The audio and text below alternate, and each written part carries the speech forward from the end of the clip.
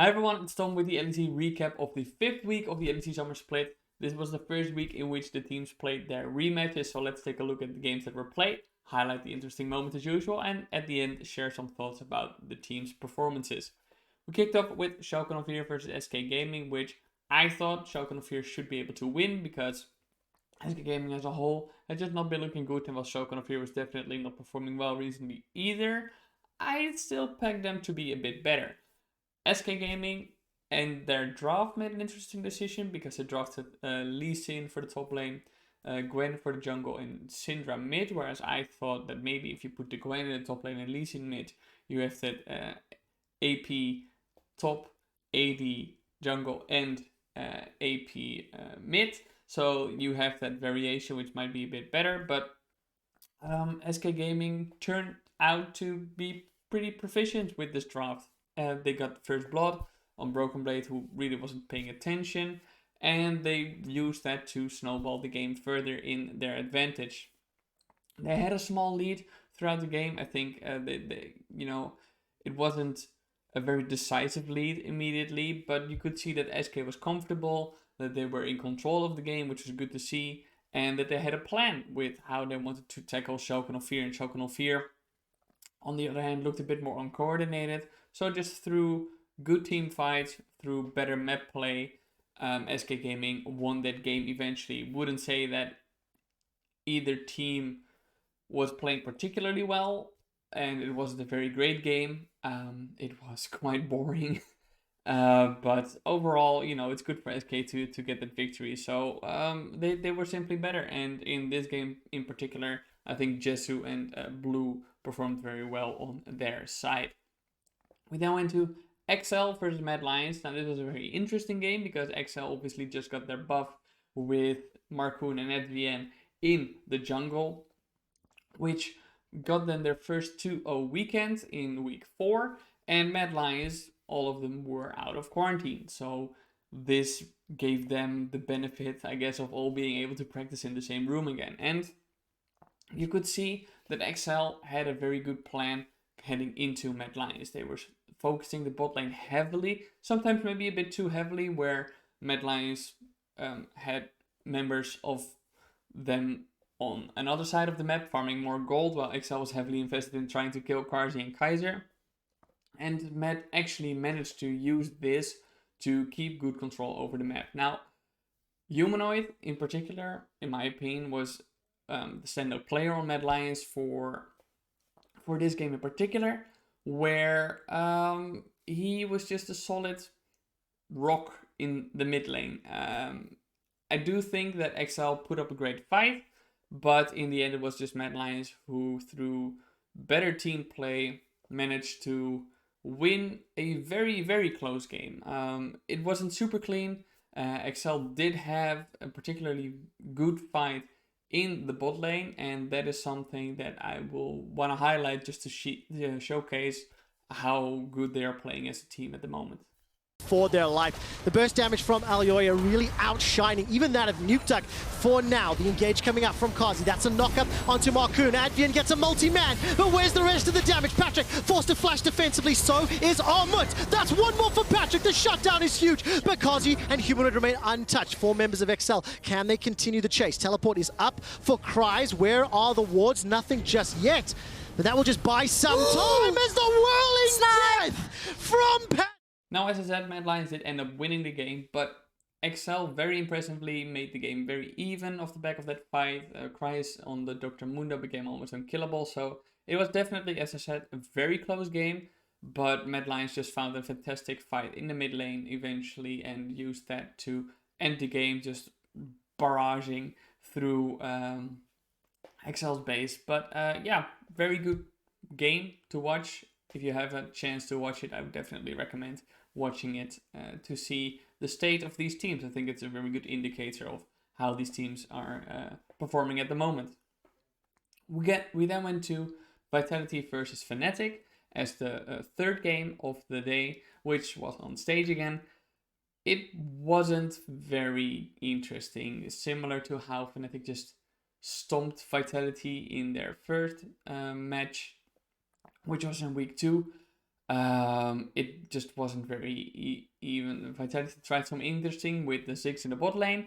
Fnatic had a Nocturne in the jungle for Whippo, and Whippo was a deciding factor in this game because every time Vitality tried to even engage, or if Fnatic was engaging, even if he wasn't in rage, he just pressed his ult, turned off the lights, and that vision advantage was such an impactful power in this game, particularly. So you could see Fnatic pulling ahead early in the game. They had all the pressure. They got the first 2 Drakes, and 60 minutes into the game, they were 8-4 up in kills. So it was very dominant. And even when it seemed that Vitality would get a good fight, they would overchase. Fnatic would then strike back, and it was just not a good game from Vitality, who still seemed not to have found exactly how to pace themselves. So Fnatic, props to them, very good game, very good performance, picking up that win. Then we went to Rogue versus Misfits, and Rogue saw Crownshot playing the Ziggs in the bot lane. I thought, well, they lost, but maybe we can do better, because they also picked the Ziggs, this time for Hansama then, of course. Misfits picked Zoe for VT, which was exciting to start with, because that's the champion that in the very first week of the LEC this year, in the spring split, he made his name on and absolutely popped off. So those were 2 interesting picks to watch for this game. And it was actually a very close game. Misfits got the opening kill, but as I've said like thousands of times right now, Rogue, even when the enemy team gets opening kills, Rogue will walk around the map, apply pressure, try to farm gold elsewhere just by making sure they know exactly what the enemy is up to and using that to their advantage. And that is exactly what they did as well against Misfits. Still, the game stayed very close, and off the back of 2 kills on Hansama, Misfits got a Baron and started to really push back against the pressure Rogue was trying to exert. And it was a back and forth. Then you would think, oh, this is a good opportunity for Misfits. And then the other time, you would think, oh, here's where Rogue is going to find their advantage and really extend their lead. But in the end, it was Odoamne on Rogue's side who, on the Nocturne, just kept finding picks for them. Really aggressive play, really diving in there, making it very difficult for Misfits to really do anything. And just to show how good Odoamne was at finding such picks, here's a little clip. Rogue already threatening. Yeah. Just moving up, saying we can go to the Baron if you try to take that Drake. It's really hard. You could see Trimmy tried 3 or 4 times to walk up there. A bubble just kept coming out of the bush and hitting him when he tried to get any source of vision. So now Rogue are just going to force a Baron. They want Misfits to walk into them. But now they're indecisive, and they stopped it. The Dragon's going to fall, and they're not going to get anything from this. Maybe they want to try to find and engage in mid. Odoamne's around. Ultimate now coming out. They're retreating. Volibear in the area. Can they actually lock the Spelios down? The wall comes in. He goes golden. That's the stopwatch. He's at least burned 1 cooldown. But now the follow-up to Ziggs off the hook. There's just no room for Kave to play. Yes, Misfits get the Dragon, but at what cost? Here, though, with the resets. Trying to get something back. Turning into the Nocturne. Trying to reset again, but he just does not have the damage. He does not have the... And Rogue just ended up suffocating Misfits to close out that game. And the final game of Friday was G2 versus Astralis. And this was a game that I actually thought would be much closer than many people may think it would be. G2 heading into the game, obviously, as many have seen right now, and as you maybe have also seen from my thumbnail, had a change in the lineup where Caps has decided to shave his head, fresh start, joining the Bald Gang, hell yeah. But other than that, the interesting thing that G2 brought to this matchup was actually locking in Poppy as a support for Mickey X heading into the matchup. And I don't think that was a pick he felt particularly comfortable on, or maybe it was just a day, but Mickey didn't have a great game overall. I do think that this is where you saw that G2 was trying to, more on an automated basis, implement the teachings that Nelson had been giving them. And even though, you know, it's impossible to know what exactly those teachings were, and especially as an outsider, it's going to be hard to determine, okay, you can definitely see how they are adjusting their play, or how they're playing their waves well, or how they're communicating internally, obviously. I still think that you could see in this game that it felt more natural. You could see that G2 was a little less hesitant, and that is something that I think is a good sign for them. because as Jankos jokingly said previously, I think it was in a broadcast interview, it's not good for the players to be actively thinking about all the things they must be doing. You know, you don't want them to every time have to spend energy on how do I play this wave, how do I play this wave, how do I play this wave. That should come naturally. It should be an instinct. And I think that is something you could see more in G2 in this game. Still, Astralis, and I've said from, I think, week 2 onward that their score wasn't entirely reflective of their level of play, because I thought they were actually playing pretty decently. Against G2, once again, I think they played pretty decently. In the end, it was G2 who won that game. It was good to see Caps, especially on the Gwen, playing better. You know, I wouldn't say it's Cap level yet, but he had some very good plays where I could see, okay, that's maybe the Caps reaching his level again, which is obviously a very good confidence boost for him. And Reckless was playing well as well in this game. So overall, I think steady game from G2, and more holistically looking at it, I think it's good for them to get this win, obviously, after going 0-4, which for them, as I heard Reckless say in the post-game lobby, was maybe not as dramatic as outsiders made it to be. It's still good to eventually see that progress you're making and see it reflected in wins as well. So that's absolutely good for them. And then on day 2, we kicked off with SK Gaming versus Vitality. It was a very one-sided game. It was a very boring game. I think probably the most boring game of the entire weekend. I wouldn't recommend watching this one unless you need something to fall asleep by, because honestly, Vitality just got first blood by getting blue. The game slowed down a bit afterwards, but Vitality kept finding skirmishes and finding kills. You know, 30 minutes into the game, Vitality already was 13 minutes into the game, they were 7-2 up. They had a 5k gold lead. It was just, that was the tone of the game. Vitality was a very one-sided game, and won it because SK Gaming wasn't doing anything. So good for Vitality, obviously getting that win is good for the confidence of the players who had been having a rough time in terms of getting results in. But for them, yeah, good stuff. SK Gaming, not as much, especially if you compare it to how they played against Shogun of Fear, where they were pretty decisive. This was just, they were doing nothing. Mad Lions versus Shogun of Fear then, as the second game of Saturday, where, to my surprise, Mad Lions somehow through the draft was able to pick up Gwen and Viego and Akali for Humanoid. I really think Shogun of Fear messed up in this way. Obviously, heading into the game, if they would have won it, then maybe it seemed like, oh, you know, that was a big brain play. Our composition was very polished and very specific, but they didn't. Shoka instead replied with a Lulu top, a Diana, and Lee Sin for the jungle mid, which is an interesting combination. I think it's pretty fun to see. But Matt got ahead early with kills, and even though Shogun of Fear did get Rift Herald and a kill by pushing everybody upwards, Mad Lions kept Karti in the bot lane, who was just farming an entire tower. So, you know, kind of how Rogue plays, where they play around the map and know exactly where to allocate it. This was just a big blunder from Schalke, in my opinion, because they should realize that Karsi could just farm that entire tower, and it would actually be a net loss for Shogun of Fear. Still, Shogun of Fear evened up the game by picking Karsi, who had accumulated a bit of a bonus as well, a bit of a, you know, like he had gathered so much gold just by killing things that he actually had a bounty on him. So that was a pretty interesting development there. And Schalke then tried to bait Mad Lions into the Baron pit to settle it with a team fight, but Mad Lions is pretty good at team fighting, so here's what happened. They just keep starting it and forcing Mad Lions to walk in. When they do, they get a summoner, and they're just going to keep doing that, rinse and repeat. But now Nuclear Rinse are around, so Humanoid's going to have to TP if he wants to join this fight. But once he TPs, they have to commit to it. That's why he's waiting so long. Mad Lions trying to make a decision here. Schalke, Neon's poking them, so he's not actually hitting the Baron. The Baron's going down very, very slowly, so Humanoid's just going to hit this bot tier 2 for now. He's going to have to TP in eventually. And again, hard to guarantee the smite here if Elyoya has flash available, and he does.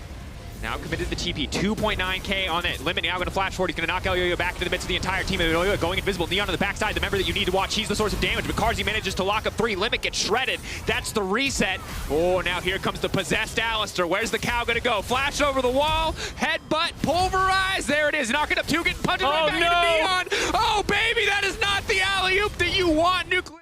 Shortly after this, there was another fight, and Mad Lions was once again very good. This time it was at the Dragon Pit, and one third and final fight to really close out the game, just like that. A game that maybe Shogunov here had been holding onto, I could say, I guess, pretty decently. 3 fights later, it was completely over because Matt is just incredibly good at these team fights, and Shogunov here lost that game, and Mad Lions prevailed. Misfits versus Astralis followed then, which was probably the craziest game of the weekend. If you want a nail-biter game, you should absolutely watch this.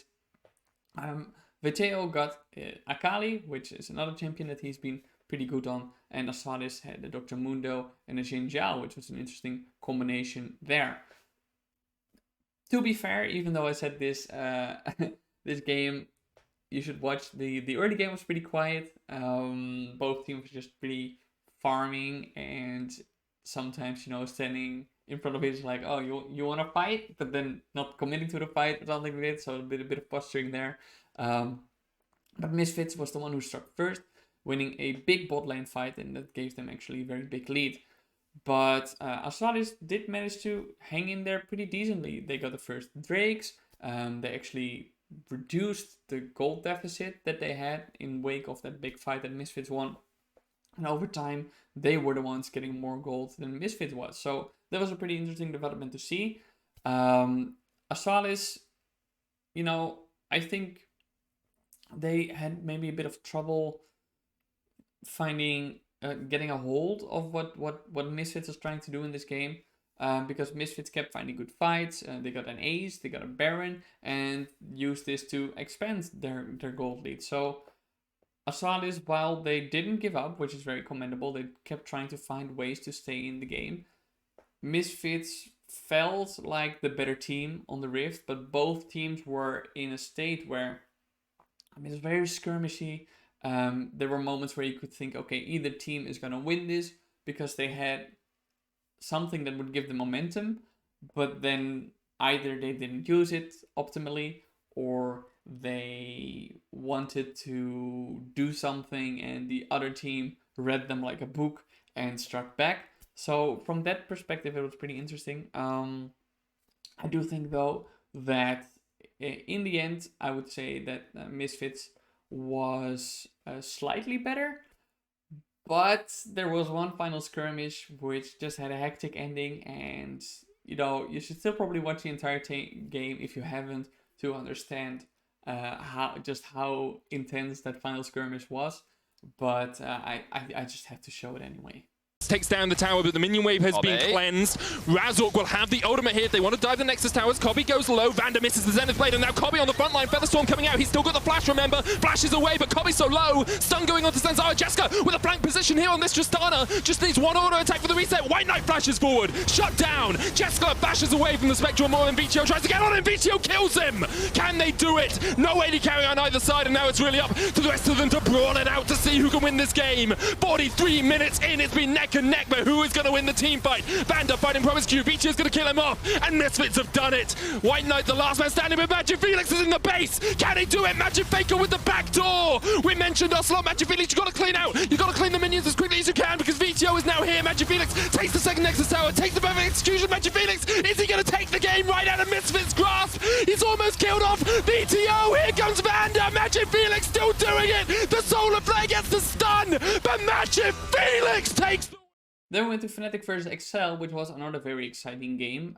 Excel pulled out the Diana and Yasuo combination for the mid jungle, and I think this is one of the most exciting combinations of champions. We saw Damwon Kia play it at the mid-season invitational, and I've been waiting for it to return. And obviously the combination is that Diana jumps in, uses her ult, which is a small knockup, and then Yasuo uses his ult on it to deal a lot of damage. The early game started already as a very exciting one. Fnatic got first blood, but Excel did strike back strongly in the great bot lane fight. And at 18 minutes, the game was just even. Both mid laners were performing incredibly well. Nukeduck and Niski were having a very good game. It was very exciting to watch. Even though the game slowed down and slowly became more of mayhem, where both teams were trying to play into their strengths, I think that it was still a very even game. And Fnatic had the Dragon Soul, but Excel stayed in the race pretty impressively with the plays they were making. They were, especially Marcoon on the Diana, who found a couple of great engages. They used to stay in the race and find team fights and find kills and find other things in ways to keep up the gold and make sure that their itemization was matching that of Fnatic, and obviously the soul that Fnatic had acquired. So Fnatic did have that soul. They also picked up a pretty late Baron, which generally speaking, you should at least use to get inhibitors. XL found an Elder Drake, and with that Elder Drake, they just marched through mid. They pushed in Fnatic's mid lane entirely all the way up to the Nexus towers, where I think they overstayed a little bit, maybe a bit too confident. But it was Fnatic who then struck back. Still, it was just fantastic to watch, to see XL using this one opportunity be so decisive for a team that before in the first weeks was so flippy, indecisive at times. Used this momentum very well. It was really cool to watch. And Fnatic, though they ended up winning the game, I think they sweated much more than they probably would have liked against XL. So to honor this game, let's just watch a clip of the end, because it was a good one. XL reborn with the new introduction of their Dutch duo can take down Fnatic. Mark and Hank. Mark and Hank, they're looking for Niski, but there's the stopwatch. Patrick diving in as well. The Fate's Call available as they look to dive on towards that side, but Niski survives and goes back in. And this is the fight that Fnatic were looking for. Mark and Hank, be damned. Fnatic get a clean ace. And the final game of the week, the match of the week between G2 and Rogue. I wish I could say it was an interesting game, but it really wasn't. Because G2 just stomped Rogue. It seems that Rogue, no matter how good they are in a regular split, cannot get past G2 Esports. It's 12-0 now in favor of G2 Esports, the regular split record. Pretty damned, for Rogue. And, I could talk a lot about this game, but it really wasn't close. Reckless had another great game. He managed to get his 2000th kill in European League of Legends competition in this game, which is obviously a massive achievement for him to get. Congrats to him on that as well. But yeah, it just wasn't close. Rogue made risky plays when they felt kind of suffocated, I think. And those risky plays didn't manage to do much good for them. They only got one kill, which ironically was on Reckless, but G2 was super solid, super good game from them. Not much more to say about it. And with that, let's take a look at how the standings are looking in the LEC at the moment. In first place, we have Fnatic and Rogue both at an 8-3 score. Rogue only having the first position solely for one day, but Fnatic catching up with them the day after. Mad Lions and Misfits both have a 7-4 score. G2 now sits in 5th place solely with a 6-5 score. Then come Astralis and Vitality with a 5-6 score. XL is now in 8th place with 4 wins and 7 losses. Then we have Schalke 04 with 3 wins and 8 losses. And rounding up the table is SK Gaming, who doubled their wins and now sit at 2 wins and 9 losses in the LEC Summer Split. So let's talk a bit about the teams then. SK Gaming, last week I didn't talk much about it. I still don't really feel like they're going to do anything serious. The only thing that maybe has changed is that if they keep finding this pace and Schalke 04 keeps declining, then maybe SK doesn't finish in 10th place. I still do think overall, though, that they're looking pretty terrible. It's best reflected in the game against Vitality, where they just didn't manage to do anything. So yeah, it's looking pretty grim for them still. Still not a fan of this team. Still think Treat should go back to support and things should come back to the jungle, but that's probably not going to happen. I don't know why, but yeah. Anyway, Schalke 04 then. Obviously, bad weekend for them, where I think that it was really highlighted that how many flaws this team still has. Obviously, going 0-2 is pretty bad, especially in the SK game. I think this team really underperformed against Mad Lions. I guess you could say they held on pretty impressively, but it's mostly through players like Broken Blade, who is playing super well, and I think really could shine brighter on a better team. And then you have Nuclear into the mid lane. I think is a very solid mid laner, but it's not a team. I'm not watching a team, and that is what's so disappointing. I'm watching. I almost want to say like random high tier players play together in like high tiers and high ranks.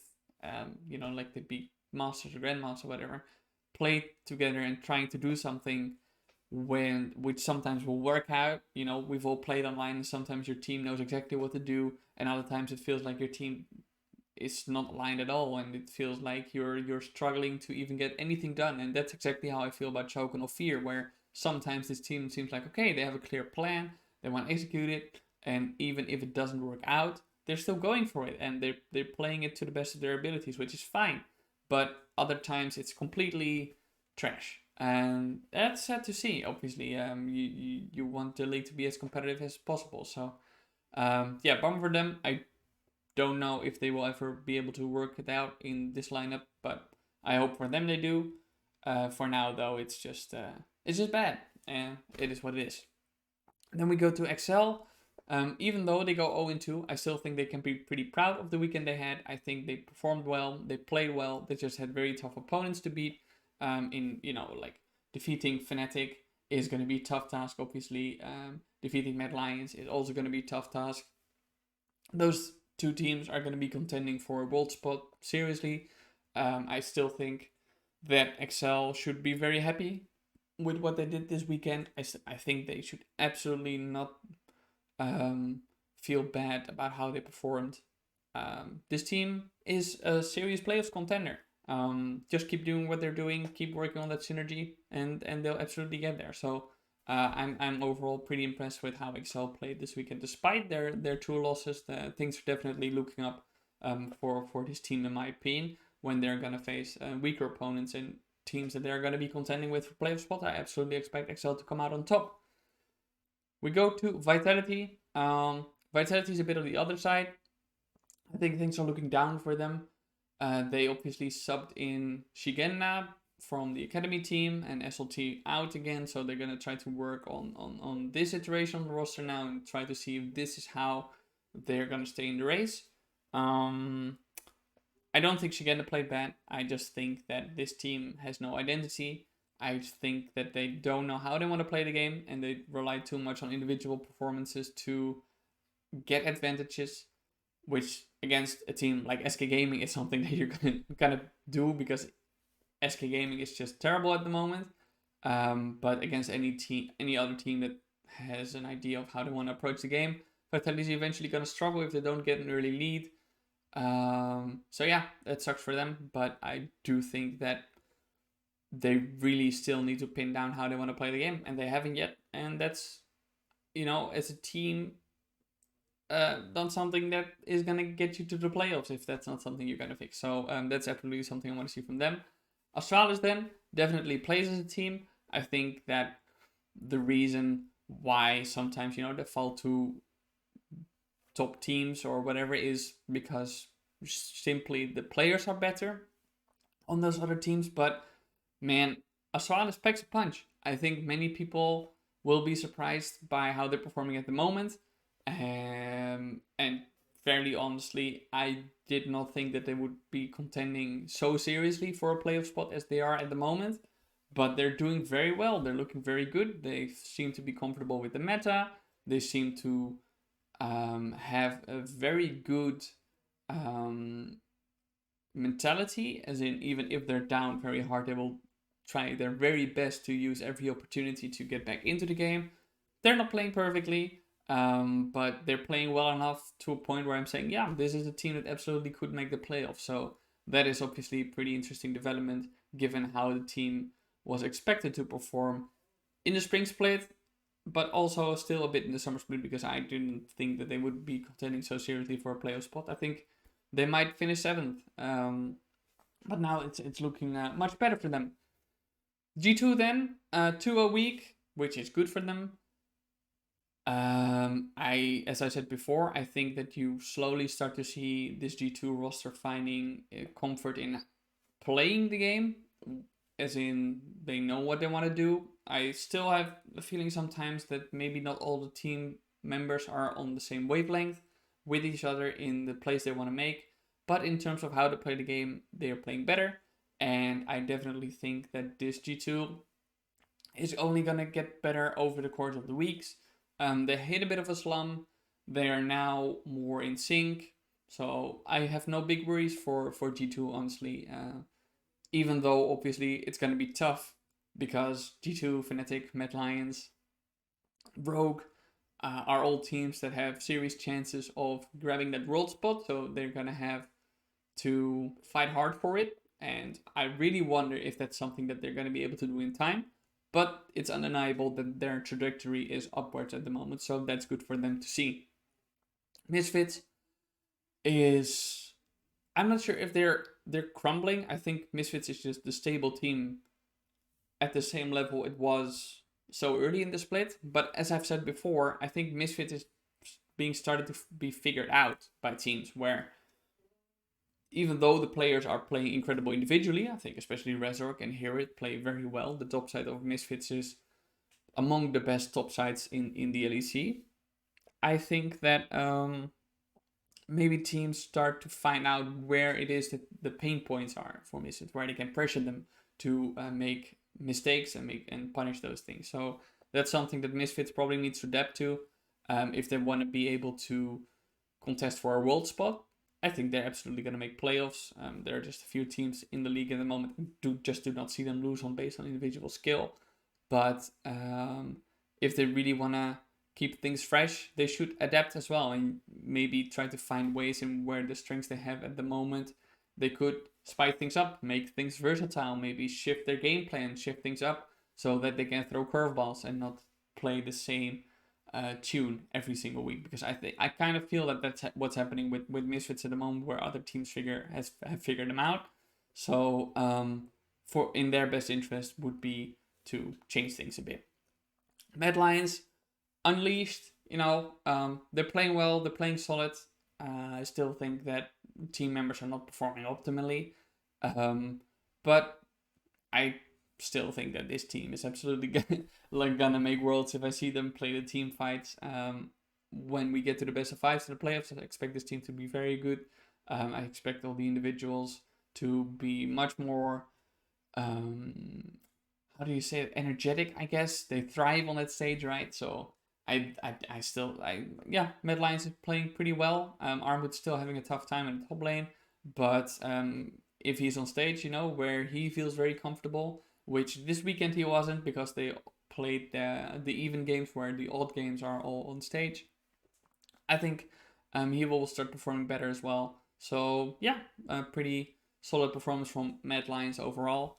Then Rogue, I guess against G2, looked very terrible. Every team's going to have those bad games though. I'm absolutely giving them the benefit of the doubt based on how they're performing so far in the split. Larsen is looking a bit better now than he was in the previous weeks. Still not his top shape, but Rogue is solid. It's a solid team. Still expect them to get far in the playoffs as well, probably make Worlds too. And then Fnatic. Fnatic is, I don't know, it's between them. Obviously, they are tied in score at the moment with Rogue for first place, but I really think it's between those two for the best performing team at the moment. Rogue had one bad game, so as I said, I'm willing to give them the benefit of the doubt, but Fnatic is looking so solid there. They're really a team. I think Adam has not been tested as much in terms of his diversity in play, but the guy is undeniably very good. Whippo, Niski is absolutely insane. Upset and Hillesing are a fantastic duo. Fnatic's looking super good. I'm very much impressed by how this team is performing, because I honestly thought that Whippo going to the jungle would not be a good thing, and that this team might even crumble if they started performing badly at some point through the split. But for now, it's looking super solid. Upset and Hylissing, as I said, are an incredible duo who really like each other. And according to Yamato, I've heard him speak, I think. I'm not sure if it was on the Crackdown, but at least he said it somewhere that they keep talking, Upset and Hylissing, all the time about what they want to do in the game. Even outside the game, they keep on talking. So they have an incredible synergy, which is reflected in how they play. And yeah, overall the team is just looking super solid. So definitely good development for them, and very exciting, of course, keeping in mind that Europe is only going to send 3 teams to the LEC at the moment, and last split top 3 Fnatic was not included. So definitely interesting story to develop. And then we get to everybody's favorite segment of the moment. It's the LEC SuperFantasy standings, where if you want to play, you can absolutely join. Still, at the moment, you're not going to be doing so very well in terms of the general standings. But if you want to join for a daily performance, then it's absolutely possible to be in a daily top 10 and compare yourself to the other players in my league. First place, we still have Faramir with 3,209 points, firmly in the lead, absolutely gunning for the number 1 spot. Loco X follows with 2,899 points, so not too far off, but still a considerable gap. And from there on, it's all pretty close, with a cast at 2,791 points, Queen Dobrev at 2,783 points, Stepan in 5th place with 2,761 points. Don't know why I'm changing the way I pronounce the numbers, but anyway. Bene in 6th place with 2,744 points. Laniri at 2,736 points. 7 points behind her is Mavi at 2,729 points. I'm in 9th place with 2,704 points. And then is Lucky Reed with 2,662 points. And that is it for my LEC recap for this week. If you liked this video, don't forget to like and subscribe. Stay tuned for more content. I have a couple of interviews coming out to this channel as usual. So see you for those interviews, and I'll also see you on Thursday for the LEC preview once again.